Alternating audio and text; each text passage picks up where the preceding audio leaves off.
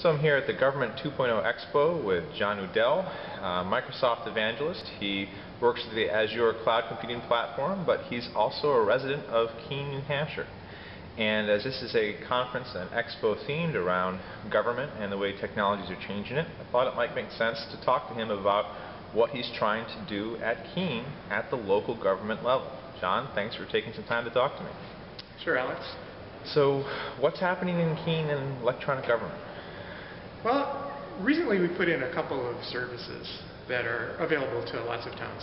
We got on board with them. One of them is a service called Granicus, and they put public meetings, city council meetings, online as video with links into the agenda item documents. And the other service is crime reports, which is actually Greg Wisenet's panel, the public information panel, is what I'm going to be on later.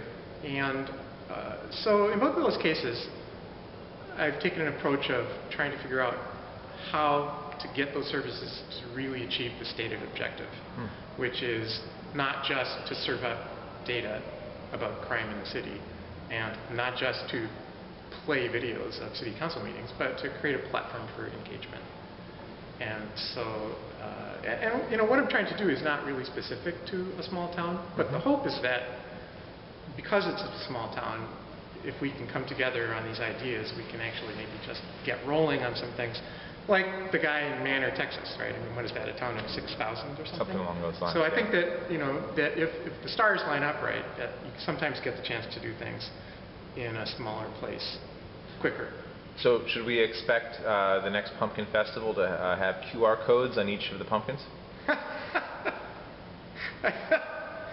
Well, it would really streamline the counting process. Sure.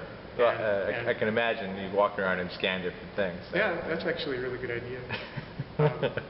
No, I mean, the thing I'm focusing on at the moment is just trying to find a way for the items of city business that are reflected in the city council meetings and are on the agenda to be nodes in a conversational network.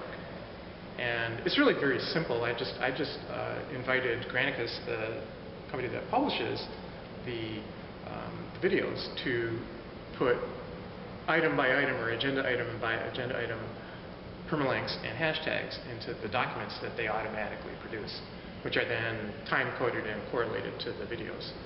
And you know, so the idea is that if agenda item B comes up, and it really might only be 5 seconds worth of business. You know, there's a question about, the example I gave was, a restaurant wants to expand its Sidewalk Cafe, right? So it came up in the city council meeting, it's 5 seconds worth of business, it's put over to some committee, and my question was, well, how do we involve ourselves in that? If I have an opinion about this one way or another, right? What's an easy, lightweight way for me to express an opinion?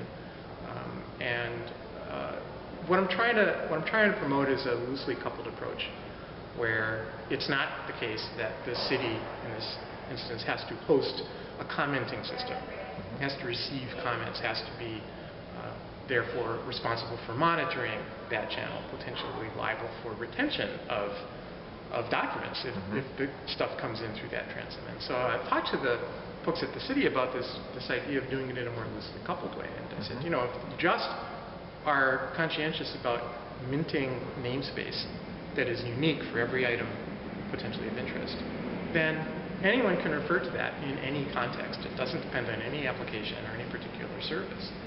So I can write a blog post and I can reference the hashtag or the URI that was unique to that particular piece of city business, and when the licensing committee gets around to scanning for did anyone care about this, they just do a web search for that unique string of characters. And so it's a really general idea, and it's so simple that we tend to overlook it, right? Because we want to think about having to build systems, we want to think about having to put things into databases.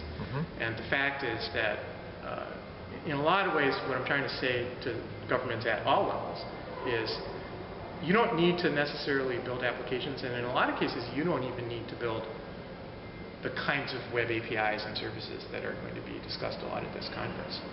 You know, you just need to be thoughtful about creating a framework on which other things can hang, and around which other things can happen. Perhaps a platform?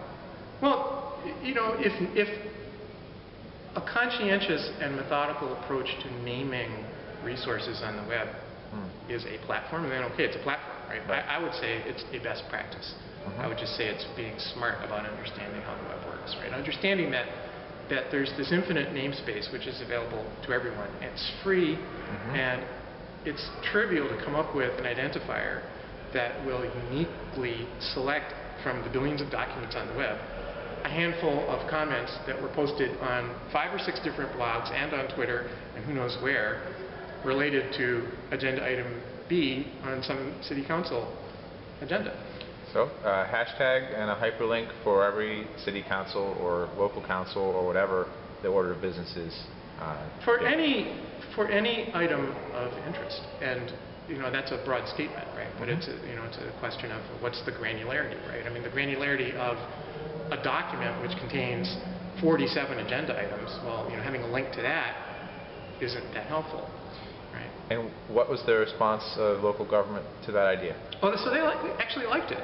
Okay. And I think they liked it for 2 reasons. One was that it would be kind of cool for a little town to get ahead of the curve and be noted for doing that. But I think particularly also they were intrigued by the idea that this loose coupling meant that they didn't need to assume responsibility for all of this content, right?